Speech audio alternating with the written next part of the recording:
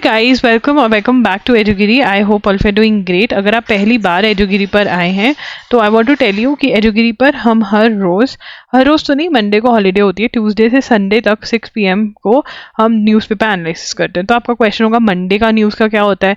Monday को news मैं आपको ओवर द टाइम पीरियड मतलब नेक्स्ट 6 डेज में कवर करवा देती हूँ। इससे आपको 1 डे ऑफ मिल जाता है जब आप रिवाइज कर सकते हो, MCQ सॉल्व कर सकते हो, ये सब काम कर सकते हो। MCQs अवेलेबल है loggery.in पर, वहाँ पर आप चेकआउट कर सकते हो। चलिए स्टार्ट करते हैं आज का session. First and foremost, United Nations calls for cease fire in Gaza. तो सीज फायर का मतलब क्या होता है? सीज फायर का मतलब स्टॉप फायरिंग। सीज फायरिंग का स्टॉप फायरिंग, नो फायरिंग, ठीक है। सीज फायर का मतलब होता है स्टॉप फायरिंग। तो यहाँ पे यूनाइटेड नेशंस में रेजोल्यूशन आ रहा है। क्यों? क्योंकि देखिए यहाँ पर इजराइल और हमास की जो है लड़ाई चल रही है, ठीक है ना, गाजा के अंदर चल रही है। और गाजा में जो जितने भी मेजॉरिटी ऑफ लोग हैं वो मुस्लिम्स हैं, और मुस्लिम्स का रमज़ान का महीना होता है, ठीक है, जहाँ पर वो फास्टिंग करते हैं। तो वो कह रहे हैं during the month of Ramzan आप फाइट मत करो। तो क्या हुआ आगे देखते हैं। The United Nation Security Council on Monday issued its first demand to halt का मतलब भी स्टॉप होता है, ये वो कैप टर्म्स हैं, प्लीज इनको नोट कर लीजिएगा। Stop the fighting in Gaza, calling for the cease fire during the Muslim holy month of Ramzan in a vote that drew an immediate protest from Israeli prime minister. देखिए यहाँ पर आपको Israel के prime minister कौन है, Benjamin Netanyahu, ये आपको पता होना चाहिए। Cancel the plan to visit to Washington. अब यहाँ पर जो ऑब्वियसली इजराइल है वो नहीं चाहते कि वॉर रुके, ठीक है ना, बिकॉज वो कह रहे हैं कि भाई हमारे ऊपर इन्होंने टेररिस्ट अटैक किया और इसीलिए हमने वापस से रिटेलिएट किया है, ठीक है ना। यहाँ पर वॉशिंगटन नहीं जाएंगे। वो रेजोल्यूशन 14-0 से पास हुआ after the US decided not to use its veto power. Veto power मतलब नो बोल दिया। अगर नो बोल दिया ना तो देखिए 5 परमानेंट मेंबर्स हैं UN के, अगर उन 5 परमानेंट मेंबर्स में से एक ने भी नो बोल दिया तो मतलब वो नहीं होगा। तो US ने अपनी वीटो पावर नहीं यूज करी। US बहुत ही क्लोज है इसराइल के, तो इसराइल के साथ जब US ने ऐसे किया तो इसराइल कहता मैं नहीं मतलब अभी थोड़ा इनमें कड़वाहट थोड़ी आ गई है। हमें बस यही पता होना चाहिए, नोट अभी हम कुछ नहीं करेंगे, आगे चलेंगे। EU probe into tech giants for violation of new law may trigger hefty fines। अब देखिए यहाँ पर EU का एक नया लॉ आया है। जो भी नए बड़े बड़े डिजिटल प्लेटफॉर्म्स हैं, फॉर एग्जाम्पल फेसबुक है, इंस्टाग्राम है, ठीक है ना, वो ऑब्वियसली अपनी पावर यूज करेंगे किसी और चीज के अंदर भी घुसने में। फॉर एग्जाम्पल हमने पढ़ा था कि एप्पल जो है वो एप्पल म्यूजिक को प्रमोट करता है, ठीक है ना, स्पॉटिफाई को नहीं प्रमोट करेगा वो, ठीक है, या किसी और को नहीं आगे देगा। अपनी जो पोजीशन है उसका थोड़ा सा मिसयूज करेगा एप्पल अपने एप्पल म्यूजिक को बढ़ाने के लिए, विच इज नॉट राइट, ठीक है। तो इसी के लिए EU जो है वो एक लॉ लेकर आया है जिसका नाम है द डिजिटल मार्केट्स एक्ट, ठीक है। ये क्या करना चाहता है, some large online platforms act such as gatekeepers in digital markets that aims to ensure that these platforms behave in a fair way online.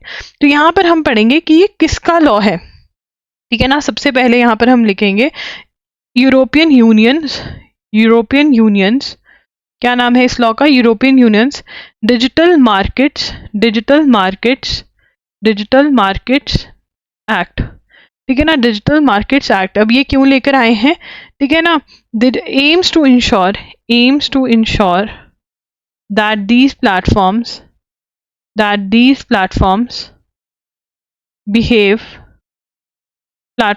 Behave in a fair way online, ठीक है ना। ऑनलाइन ये fair वे में अपनी जो position है उसका misuse ना करें बड़े प्लेटफॉर्म्स, ठीक है ना। तो यहाँ पर हम लिखेंगे द टर्म, ठीक है ना, act as some large online platforms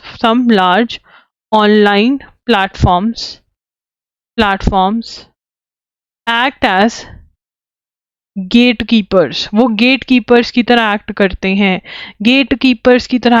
मतलब किसी और को उस जगह में घुसने ही नहीं देते हैं, ठीक है ना। तो ये जो है ये ना हो, इसलिए यूरोपियन यूनियन कौन सा लॉ लेकर आया, डिजिटल मार्केट्स एक्ट लेकर आया। और क्यों लेकर आया है कि कोई भी अपने फेयर वे के अंदर प्लेटफॉर्म्स जो हैं वो बिहेव करें ऑनलाइन, अपनी पोजीशन का मिसयूज ना करें, गेट कीपर्स ना बने कि किसी और को घुसने ही नहीं देंगे, ठीक है। इसलिए यूरोपियन यूनियन ये लॉ लेकर आया। Together with the digital services act, the digital market act is one of the centrepieces the European digital strategy. The third probe is about whether Apple allows its users enough choice including terms of ease of uninstalling apps. और वो कहते हैं जैसे photos का app है, ठीक है, ये नोट नहीं करना है जो मैं अभी बता रही हूँ, जो एप्पल के अंदर होता है वो अनइंस्टॉल ही नहीं होता, तो किसी और का फोटोज, गूगल का फोटोज वाला मतलब वो हो ही वो मतलब कंसिडर ही नहीं होगा, क्योंकि ये तो रिमूव नहीं होगा। तो वो कह रहे हैं कि ये जो है ना, this is miss using your power, because आपका एप्पल का आईफोन बिक रहा है तो आप उसके साथ अपनी इंस्टॉल अपने एप्पल की एप्स भी वो कर रहे हो, चेप रहे हो किसी को, ठीक है, वो नहीं अलाउड है। तो ये जो है ये ईयू का लॉ है। इसमें क्वेश्चन क्या बनेगा, कहाँ का लॉ है, यूरोपियन यूनियन का लॉ है। लॉ का नाम क्या है, डिजिटल मार्केट्स एक्ट। क्या करता है कि कोई भी बड़ा प्लेटफॉर्म जो है वो मिसयूज ना करे डिजिटल स्पेस को, ठीक है। उसके बाद TM Krishna, the stormy petrel of Carnatic music this year wins the music academy Madras prestigious Sangita कला निधि अवार्ड। देखिए ये ना बहुत ज्यादा कंट्रोवर्सी हो गई थी इसके अराउंड म्यूजिक इंडस्ट्री के अंदर, तो this is very very important. ये वैसे भी इंपॉर्टेंट है, ये मैं आपको ऑलरेडी नोट करवा चुकी हूँ, बट दिस इज इंपॉर्टेंट। 100% वाला क्वेश्चन है, मोस्ट एक्सपेक्टेड क्वेश्चन है। आगे चलेंगे। The first anniversary of the China brokered agreement, तो चाइना ने अग्रीमेंट करवाया था सऊदी अरेबिया, ठीक है ना, सऊदी अरेबिया और ईरान के बीच में China brokered a piece agreement.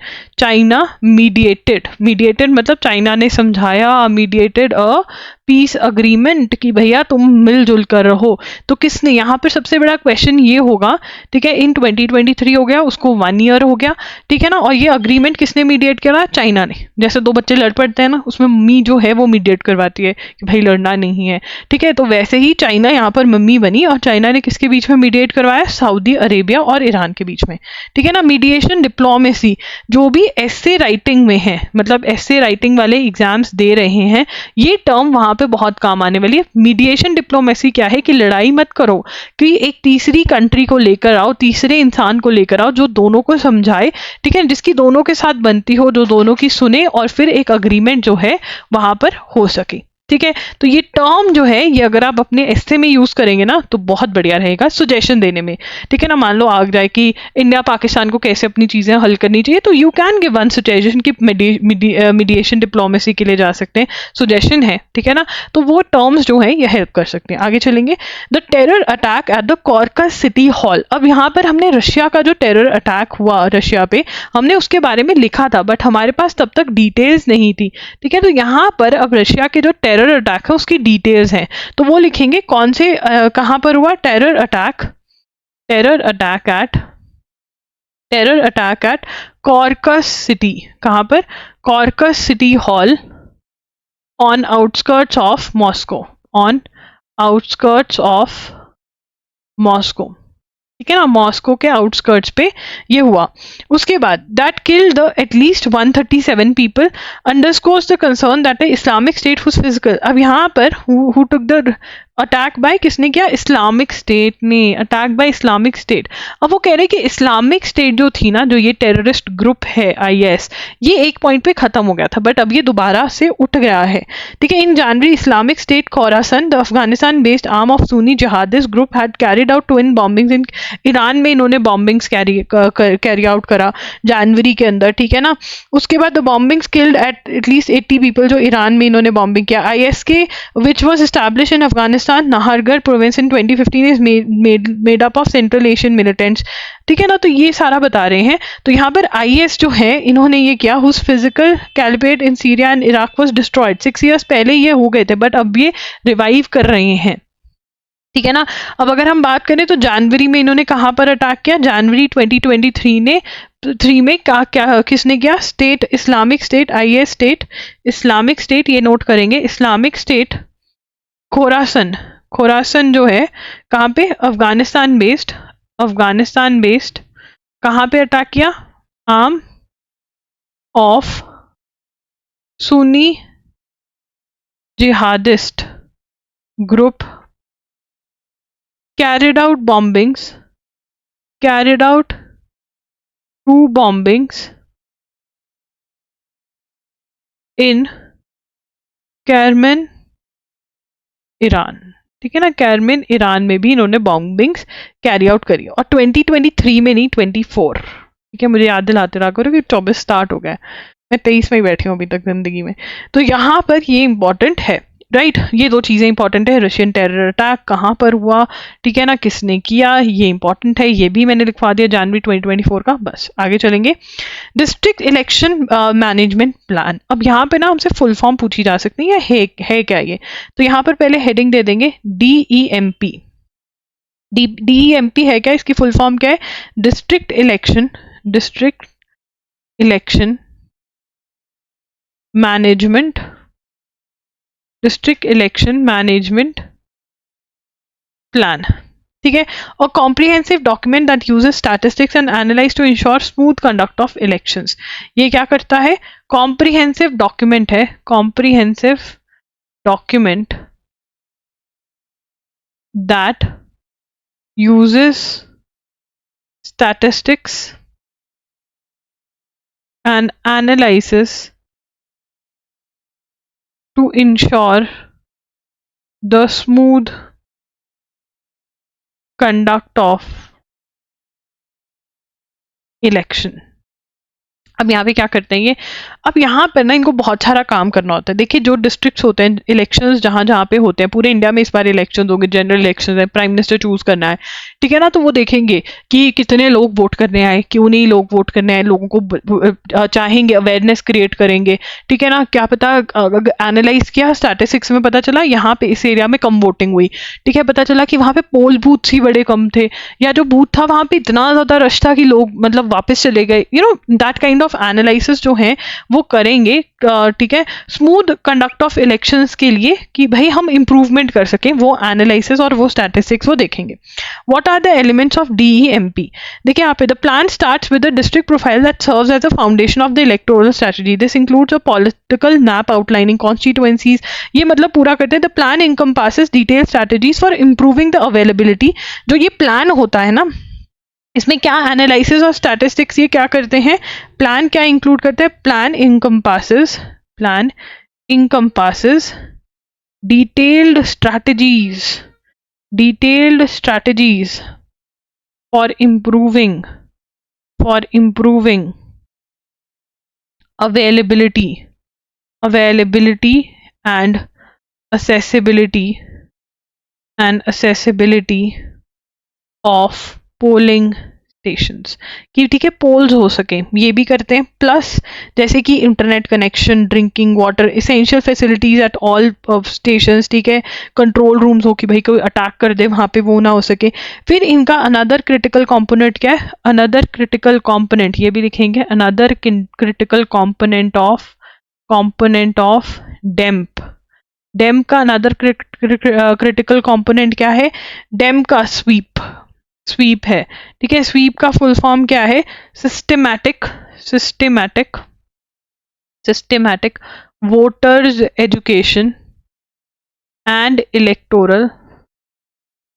Electoral participation, ठीक है ना। अब स्वीप का मतलब क्या है? यहाँ पे स्वीप का मतलब भी हमसे पूछा जा सकता है, बहुत ही क्लियर है, सिस्टेमैटिक वोटर्स एजुकेशन, वोटर को एजुकेट करना कि भाई वोट करना क्यों जरूरी है, ठीक है। तो इसके अंदर फोकसेस ऑन इंक्रीजिंग, इसका मेन एम क्या है? Focuses on increasing electoral participation, ठीक है ना, इलेक्टोरल पार्टिसिपेशन इंक्रीज करना है। तो इसको और रिविजन मारते हैं। डेम का मतलब फुल फॉर्म हमने पूछ सकते हैं, डिस्ट्रिक्ट इलेक्शन मैनेजमेंट प्लान। इसका मतलब क्या चाहिए, क्यों वो करते हैं इसमें, इसका ये इसको इसलिए लेकर आए हैं डिस्ट्रिक्ट इलेक्शन मैनेजमेंट प्लान को, कि भाई एनालाइज करें, स्टैटिस्टिक्स देखें कि कहाँ पर कम वोट पड़ रही है, कहाँ पर ज़्यादा वोट पड़ रही है, कम वोट जहाँ पे पड़ रही है, ताकि ज़्यादा एक्सेसिबिलिटी हो सके, बेसिक फैसिलिटीज़ हो पोलिंग स्टेशन पे, प्रोटेक्शन हो, सिक्योरिटी हो, ठीक है ना। फिर स्वीप भी आ जाता है यहाँ पे। स्वीप का क्या है? SVEEP is systematic voters education and electoral participation, voters को पार्टिसिपेट करवा सकें, ठीक है। Focuses on increasing electoral participation, ठीक है ना। स्वीप की फुल फॉर्म पूछ सकते हैं, इसका मेन आइडिया क्या है, पर्पस क्या है, ये पूछ सकते हैं। ये हो गया, ठीक है, ओके। आगे चलेंगे। यहाँ पर सेमी कंडक्टर्स क्या होते हैं? What are semi conductors? देखो यार, एकदम से जैसे ही कोविड आया, सेमी कंडक्टर्स बहुत ज़्यादा न्यूज़ में आने लग गए थे, और अभी भी ये रेलिवेंट रहते हैं। इसका क्वेश्चन आ सकता है कि what is a semiconductor? Semiconductor और distinct class of material that possess some of the electrical properties of both conductors and insulators, ठीक है ना, ये semi can be use to semiconductors can be use to control the flow of electric currents with precision, मतलब बहुत minutely उसको control किया जा सकता है। अब ठीक है, ये तो ये करता है, बट ये किस किस में यूज होता है? गैजेट्स के अंदर यूज होता है, बहुत ही इंपॉर्टेंट है। जिस कंट्री के पास ये नहीं है उसके गैजेट्स हो गए, व्हीकल्स हो गए, ठीक है, हमारा लैपटॉप, फोन, मतलब जितने भी चीजें हैं उसके अंदर सेमीकंडक्टर यूज हो रहा है। So it is very important, her countries के पीछे भाग रही है, ठीक है। For the first time, Amul fresh milk will be available outside India, with the Gujarat Cooperative Milk Marketing Federation unveiling 4 variants of milk in US market within a week to cater to the Indian diaspora। क्यों लेकर जा रहे हैं वहां पे? कि Indians को अमूल का दूध वहां पर मिल सके, ठीक है ना। पता चला इंडियंस खरीद नहीं रहे, खरीद लेंगे, वैसे कुछ कह नहीं सकते। वी हैव बीन इम्पोर्टिंग, वैसे जो बाहर चले जाते हैं ना उनको इंडियन वाली चीज़ें कम ही पसंद होती हैं, वो बोलते हैं नहीं नहीं हम तो यहाँ का ही खाएंगे। सच में तो मैं तो पी लेती हूँ, मुझे कोई फर्क नहीं है। We have been exporting dairy products for many decades, this is the first time we are launching fresh milk outside India. अब यहाँ पर जो उनके MD है वो कहते हैं हम वैसे तो अमूल का बहुत सारा चीज़ जो है वो बाहर भेजते हैं, एक्सपोर्ट का मतलब होता है बाहर भेजना, बट हमने फ्रेश मिल्क आज तक नहीं भेजा, बट USA के अंदर वो भेजा जाएगा फॉर द फर्स्ट टाइम, ठीक है। उसके बाद आगे चलेंगे। He said GCMMF has tied up with 108-old cooperative organization Michigan Milk Producers Association। Amul जो है उसका नाम क्या है? Gujarat cooperative milk marketing federation. तो उन्होंने इनके साथ टाई अप किया है to launch fresh milk in US, ठीक है ना। अमूल टू एक्सपोर्ट, यहाँ पे लिखेंगे Amul to export fresh milk to USA, ठीक है ना। USA को भेजेंगे ताज़ा दूध, ठीक है। फ्लाइट में आपकी अगर USA जा रहे हो उसमें अमूल के डब्बे भी जाएंगे साथ में, ठीक है। तो Amul fresh milk for the first time, ठीक है ना। Amul fresh milk will be available outside India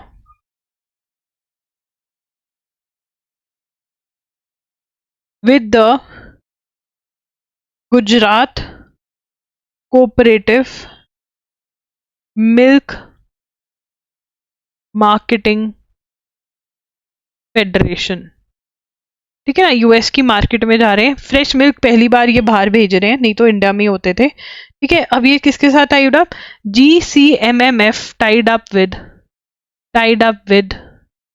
MMPA, ठीक है ना। MMPA क्या है? वहां की कौन सी कंपनी के साथ के? मिशिगन मिल्क प्रोड्यूसर्स एसोसिएशन, ठीक है ना। इसके साथ मिलकर जो है वो करेंगे। The milk collection and processing will be done by MMPA while GCMMF will do marketing and branding of Amul fresh milk. तो यहाँ पे लिख लेंगे मिल्क कलेक्शन, जब नाम चलेगा कंपनी का, काम कोई और कर रहा है यहाँ पे। Milk and processing will be done by MMPA while GCMMF will do marketing and branding. वैसे ये थर्ड पॉइंट में से क्वेश्चन आना बहुत मुश्किल ही है, but of Amul brand, but अगर रीडिंग मार जाओगे तो भैया सही रहेगा, ठीक है ना। नहीं तो फिर आके जैसे CUT PG वाले बोल रहे थे रैंडम क्वेश्चन आए भाई, रैंडम और इंपॉर्टेंट दोनों आते हैं। मैं तो हमेशा ही बोलती हूँ इंपॉर्टेंट करने से नहीं बात बनने वाली है। Google billing startup set challenge CCI order. अब यहाँ पर क्या है, देखो यार, गूगल क्या करता है, 11% to 30% पर पेमेंट जो है वो पैसे ले जाता है, ठीक है ना। अब जो ऐप्स वाले हैं जैसे शादी.com वगैरह, ये कहते हैं भाई ये तो गलत है, हम क्या कमाएंगे, ये लेके जा रहा है सब कुछ। तो यहाँ पर अब ये कह रहे हैं कि कंपटीशन कमीशन ऑफ इंडिया का जो ऑर्डर है वो हम चैलेंज करेंगे, सुप्रीम कोर्ट में भी चैलेंज करके बैठे हैं, ठीक है। तो देखते हैं अगर आपको है कि ऐप पेमेंट्स के लिए कौन सी कंपनी न्यूज़ के अंदर आ रही है, किसके साथ एप्लीकेशन का पंगा चल रहा है, तो गूगल के साथ चल रहा है, ठीक है। Thailand delivered its first batch of humanitarian aid to war-torn Myanmar। तो यहाँ पर हमें पता होना चाहिए कौन सी कंट्री ने डिलीवर किया है। Thailand delivered first batch of